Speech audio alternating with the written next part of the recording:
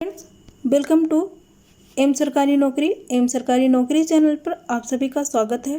Friends, CTET 2020, यदि आप CTET 2020 की तैयारी कर रहे हैं तो ये वीडियो आपके लिए इम्पोर्टेंट होगी।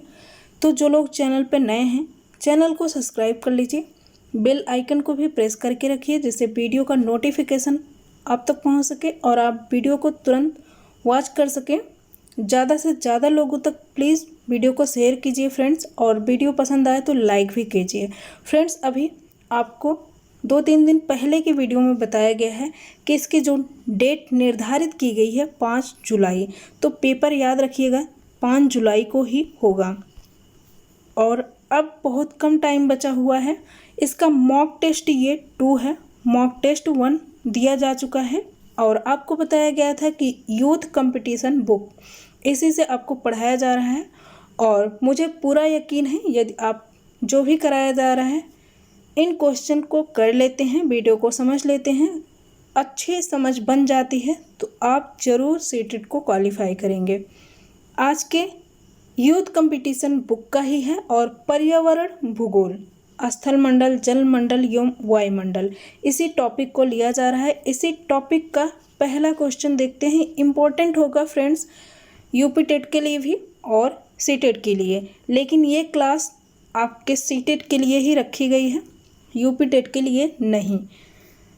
आज के पहले क्वेश्चन को देखते हैं।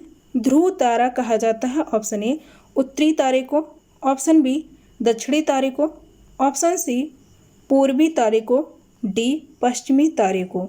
ये इम्पोर्टेंट है, आपके सीटेट में भी पूछा जा सकता है और यूपी टेट की तैयारी में तो ये क्वेश्चन आ भी चुका है, पूछा गया है यूपी टेट 2017 में। तो यूपी टेट की अलग बात होती है, सीटेट की अलग होती है। 1 to 5 ये 1 से 5 तक पर्यावरण अध्ययन इसी में आता है। प्राइमरी लेवल जो 1 से 5 तक का पेपर होता है उसी के लिए पढ़ाया जा रहा है और ये मॉक टेस्ट 2 है। मॉक टेस्ट 1 को अपलोड किया जा चुका है और पर्यावरण अध्ययन का सिलेबस भी आपको बताया गया है। इसका आंसर होगा उत्तरी तारे को कहा जाता है। इम्पोर्टेंट है क्वेश्चन। उत्तरी तारा जो हमेशा उत्तर दिशा में चमकता है, उत्तर दिशा में चमकने की वजह से इसे ध्रुव तारा कहा जाता है और ये उत्तरी तारा होता है। इस दिशा से पहले के जो लोग थे इसकी परछाई से दिशा का ज्ञान होता था उनको कि किस दिशा में हम खड़े हैं या किस दिशा में जा रहे हैं। ये याद रखिएगा, इम्पोर्टेंट क्वेश्चन है। उत्तरी तारे को कहा जाता है। उत्तरी ध्रुव के ठीक ऊपर स्थित होने का कारण एक ही दिशा में हमेशा यह दिखाई देता है और इसीलिए इसे ध्रुव तारा कहते हैं। यह ध्रुव मत्स्य तारा समूह का एक भाग है।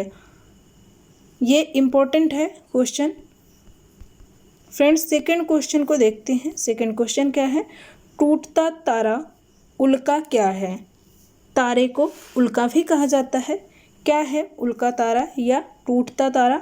ऑप्शन ए एक समान गति से चलने वाला तारा, बी एक चमकता पिंड जो वायुमंडल में एक समान गति से चलता है, सी एक तारा जिसके एक सिरे पर पूंछ होती है, डी उल्का जो पृथ्वी के वायुमंडल में प्रवेश करते ही आग पकड़ लेता है। तो इसका आंसर होगा फ्रेंड्स उल्काव, जो पृथ्वी के वायुमंडल में प्रवेश करते ही आग पकड़ लेता है, वही है टूटता तारा। सीटेट में पूछा गया क्वेश्चन है।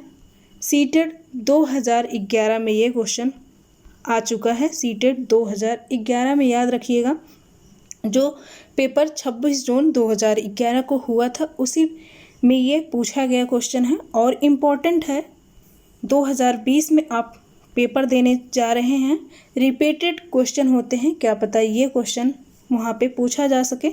और यदि आपको ऐसे देखने पे लग रहा होगा कि एक तारा जिसके सिर पर पूंछ होती है, इस ऑप्शन को देखने से लग रहा होगा कि ये सही है, या फिर कुछ लोग और ऑप्शन को भी चूज कर सकते हैं, लेकिन इसका जो आंसर है फ्रेंड्स याद रखिएगा ऑप्शन डी इसका आंसर है। ऑप्शन डी इसका आंसर है। और ये टूटता तारा एक प्रकार का पिंड होता है। यह बहुत तेजी गति से वायुमंडल में प्रवेश करता है और वायु में घर्षण बल लगने के कारण आग पकड़ लेता है। घर्षण बल होता है, उसी के लगने के कारण आग पकड़ने का डर रहता है, आग पकड़ लेता है। तो ये इसका आंसर होगा फ्रेंड्स। उल्काप जो पृथ्वी की वायुमंडल में प्रवेश करते हैं, प्रवेश करते ही आग पकड़ लेते हैं, उसे ही टूटता तारा के नाम से जाना जाता है। नेक्स्ट देखते हैं, दिन और रात होने का प्रमुख कारण क्या है? इम्पोर्टेंट है फ्रेंड्स ये क्वेश्चन। ऑप्शन ए सूर्य का अपनी धुरी पर घूमना, बी चंद्रमा का अपनी धुरी पर घूमना, सी पृथ्वी का अपनी धुरी पर घूमना, डी उपरोक्त सभी। तो इस क्वेश्चन का आंसर क्या है? पृथ्वी का अपनी धुरी पर घूमना। दिन और रात होने का प्रमुख कारण क्या है? पृथ्वी का अपनी धुरी पर घूमना। ऑप्शन सी इसमें सही है और ये सीजी टेट में पूछा गया है, 2011 में ये क्वेश्चन आया हुआ है। यहाँ पे इतना इम्पोर्टेंट नहीं है सीटेट में, लेकिन क्या पता क्वेश्चन पूछा जाए तो याद रखिएगा। इसका आंसर होगा पृथ्वी का अपनी धुरी पर घूमने के कारण ही दिन और रात होता है। दिन और रात होने का प्रमुख एकमात्र कारण है पृथ्वी का अपने अक्ष पर घूमना, जो कि 23.5 डिग्री, कितना 23.5 डिग्री पृथ्वी जो है अपने अक्ष पर झुकी हुई है। इसी वजह से दिन और रात छोटे बड़े होते रहते हैं। 23.5 डिग्री, ये याद रखिएगा फ्रेंड्स, 23.5 डिग्री पृथ्वी अपने अक्ष पर झुकी हुई है, जिसके कारण दिन और रात छोटे बड़े होते हैं। नेक्स्ट देखते हैं, ध्रुव तारा सभी मौसमों में स्थिर दिखाई देता है क्योंकि ऑप्शन ए ध्रुव तारा अपने अक्ष पर घूर्णन नहीं करता, बी ध्रुव तारा भूमध्य रेखा की अक्ष पर स्थित होता है, सी ध्रुव तारा पृथ्वी के उत्तरी ध्रुव की एक्स के ऊपर होता है। यहाँ पे अक्ष होना चाहिए, अक्ष है ये, अक्ष के ऊपर होता है, अक्ष के ऊपर होता है। ध्रुव तारा दूसरे तारों से बहुत दूर है। तो इसका आंसर क्या होगा फ्रेंड्स? इसका आंसर है ध्रुव तारा पृथ्वी के उत्तरी ध्रुव की अक्ष, यहाँ पे अक्ष है, अक्ष के ऊपर होता है, जिसके कारण ध्रुव तारा सभी मौसमों में स्थिर होता है। ये आपने देखा होगा, ध्रुव तारा बिल्कुल स्थित होता है, ये स्थिर होता है, ये गति नहीं करता, क्योंकि यह पृथ्वी के उत्तरी ध्रुव के अक्ष के ऊपर स्थित होता है और पृथ्वी का अक्ष एक स्थिर बिंदु होता है, जिसके चारों तरफ पृथ्वी घूर्णन करती है। इसलिए स्थिर अक्ष के कारण ध्रुव तारा भी स्थिर दिखाई देता है। अभी आपको थोड़ी देर पहले बताया गया फ्रेंड्स ध्रुव तारा के बारे में। तो इसी वजह से ध्रुव तारा भी स्थिर रहता है और इसका आंसर होगा फ्रेंड्स ऑप्शन सी। नेक्स्ट देखते हैं, ब्रह्मांड के अध्ययन को ... के नाम से जानते हैं, क्या कहते हैं? ये इम्पोर्टेंट है फ्रेंड्स। यदि आप नॉर्मल आप ज्योग्राफी के बारे में जानते रहिए कि क्या कहा जाता है। Option A cosmology, C seismology, B seismology, C limnology, D astrology. ये इम्पोर्टेंट है फ्रेंड्स। ये इसका आंसर होगा ऑप्शन ए, ब्रह्मांड के अध्ययन को कहा जाता है कॉस्मोलॉजी। ऑप्शन ए इसमें सही है, कॉस्मोलॉजी। ये क्या है? तो ये खगोल विज्ञान की एक शाखा है, जिसमें ब्रह्मांड से जुड़ी प्रत्येक वस्तु का अध्ययन किया जाता है और इसके अंतर्गत ब्रह्मांड की उत्पत्ति, विकास कैसे हुआ, ग्रह सौरमंडल का निर्माण किस प्रकार से हुआ, आदि घटनाओं का अध्ययन किया जाता है। कॉस्मोलॉजी ब्रह्मांड के अध्ययन को कहा जाता है और इसमें ग्रह सौरमंडल, जीवन की उत्पत्ति, ब्रह्मांड की उत्पत्ति का अध्ययन किया जाता है। ये याद रखिएगा, कॉस्मोलॉजी कहा जाता है ब्रह्मांड के अध्ययन को। ऑप्शन ए इसमें सही है। नेक्स्ट देखते हैं, सूर्य की सबसे ऊपर परत को क्या कहा जाता है? ऊपरी परत को, यहाँ पे ऊपरी होना चाहिए था। सबसे ऊपरी परत को क्या कहते हैं? ऑप्शन ए क्रोमोस्फीयर, बी प्रकाश मंडल, C radio active zone, D corona किरीट। अभी जो कोरोना चल रहा है, कोरोना वायरस, ये नहीं है, ये कोरोना किरीट अलग चीज़ है। तो इसका आंसर भी होगा ऑप्शन डी कोरोना किरीट।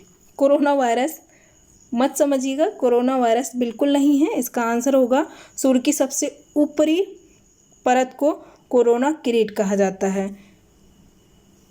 यह पूर्ण सूर्य ग्रहण के समय श्वेत वर्ण का होता है। जब पूर्ण सूर्य ग्रहण लगता है तो यह श्वेत वर्ण के रूप में दिखाई देता है। कोरोना चांद या पानी की बूंदों के विवर्तन के द्वारा सूर्य के चारों ओर बनाई गई एक पस्टेल हेलो को कहते हैं। पस्टेल हेलो, इसी को कहते हैं